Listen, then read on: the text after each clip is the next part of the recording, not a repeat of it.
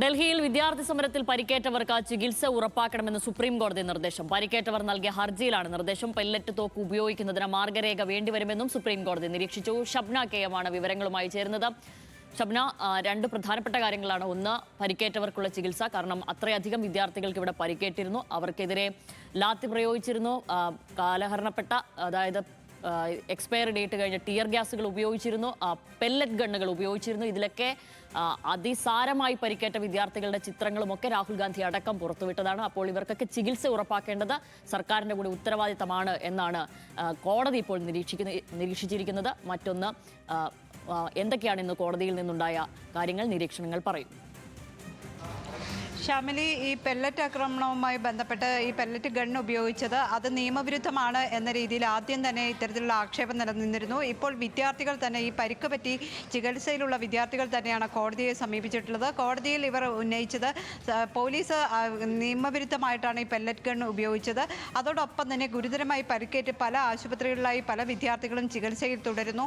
ഈ ഒരു സാഹചര്യത്തിൽ ഈ ചികിത്സ ഉറപ്പാക്കണം എന്നൊരാവശ്യം ഇവർ ഉന്നയിച്ചു. അതോടൊപ്പം തന്നെ ഈ പെല്ലറ്റ് ഗൺ നിയമവിരുദ്ധമായി ഉപയോഗിച്ച പോലീസുകാർക്കെതിരെ നടപടി വേണം, ഇതിനൊരു മാർഗനിർദ്ദേശം വേണം, ഏതൊക്കെ സാഹചര്യങ്ങളിലാണ് പെല്ലറ്റ് ഗൺ അടക്കമുള്ളവ പോലീസിന് ഉപയോഗിക്കാൻ പറ്റുക എന്ന രീതിയിലുള്ള മാർഗനിർദ്ദേശം വേണം തുടങ്ങിയ കാര്യങ്ങളാണ് ഹർജിക്കാർ ഉന്നയിച്ചിരുന്നത്. ഇന്നിപ്പോൾ കോടതി ഏതായാലും ചികിത്സ ഉറപ്പാക്കാൻ ഡൽഹി സർക്കാരിന് നിർദ്ദേശം നൽകിയിട്ടുണ്ട്. വിദ്യാർത്ഥികൾ പല ആശുപത്രികളിൽ ചികിത്സയിലുണ്ട്, ഗുരുതരമായി പരിക്കേറ്റവരുണ്ട്. ഇവരുടെ എല്ലാവരെയും ചികിത്സ സൗജന്യമാക്കണം, പൂർണ്ണമായും സർക്കാരിൻ്റെ ഉത്തരവാദിത്തത്തിൽ ഈ ചികിത്സ നടത്തണം എന്ന് തന്നെയാണ്. കഴിഞ്ഞ ദിവസങ്ങളിലൊക്കെ ഈ സമരം നടക്കുന്ന വേളയിലൊക്കെ ചികിത്സയ്ക്ക് എത്തിയ വിദ്യാർത്ഥികളെ സംബന്ധിച്ച് കൃത്യമായ വിവരങ്ങൾ ആശുപത്രിയിൽ നിന്ന് പുറത്തു വരികയോ അല്ലെങ്കിൽ ഈ വിദ്യാർത്ഥികൾക്ക് എന്താണ് സംഭവിച്ചത് എന്നത് സംബന്ധിച്ചുള്ള വിവരങ്ങളൊന്നും തന്നെ പുറത്തേക്ക് വിടുന്ന സാഹചര്യം ഉണ്ടായിരുന്നില്ല. ഈ ഒരു സാഹചര്യത്തിൽ കൂടിയാണ് ഈ വിദ്യാർത്ഥികൾ കോടതിയെ സമീപിച്ച് ഇത്തരത്തിലുള്ള ഒരു ആവശ്യം ഉന്നയിച്ചത്. ചികിത്സ ഉറപ്പാക്കണം, അതോടൊപ്പം തന്നെ ഈ പെല്ലറ്റ് ഗൺ പോലീസിന് ഏതൊക്കെ സാഹചര്യത്തിൽ ഉപയോഗിക്കാം എന്നത് സംബന്ധിച്ച് കൃത്യമായ മാർഗനിർദ്ദേശം സർക്കാർ പുറപ്പെടുവിക്കണം എന്നാണ് സുപ്രീം കോടതി ഇപ്പോൾ പറഞ്ഞിട്ടുള്ളത്.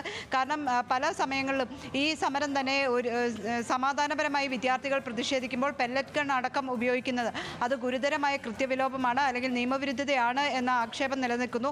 ഈ ഒരു സാഹചര്യത്തിലാണ് മാർഗനിർദ്ദേശം പുറപ്പെടുവിക്കാൻ കോടതി നിർദ്ദേശിച്ചിട്ടുള്ളത്. അടുത്തയാഴ്ച ഈ ഹർജി വീണ്ടും പരിഗണിക്കും. ഡൽഹി സർക്കാരിനോട് ഇത് സംബന്ധിച്ച് കോടതി വിശദീകരണം ആവശ്യപ്പെട്ടിട്ടുണ്ട്.